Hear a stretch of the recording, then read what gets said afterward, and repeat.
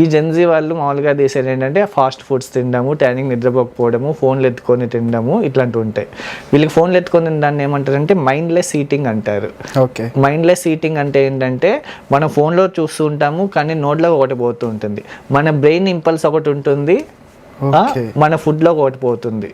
దానివల్ల ఏమవుతుందంటే మనం ఇంతకుముందు మాట్లాడుకున్నట్టు గట్ బ్రెయిన్ యాక్సిస్ ఉంటుంది కదా, అది నార్మల్గా ఇర్రెగ్యులర్ సిగ్నల్స్ ఇస్తూ ఉంటుంది. టేస్ట్ అనేటివి పోవడము, ఎక్కువ తినేయడము తెలియకుండా, దీనివల్ల ఎక్కువ క్యాలరీస్ వెళ్ళిపోతుంది, దీనివల్ల లావు ఎక్కడము, కాన్స్టిపేషన్ ప్రాబ్లమ్స్ ఉంటాయి. మోస్ట్లీ వాళ్ళు తినేటివి ఏముంటాయంటే ఇర్రెగ్యులర్ ఫుడ్ హ్యాబిట్స్, అంటే బయట దొరికే ఫాస్ట్ ఫుడ్స్, ప్రిజర్వేటివ్ ఫుడ్స్ ఇవి ఉంటాయి. ఇవన్నీ లాస్ట్కి మనకే హాని చేస్తూ ఉంటాయి.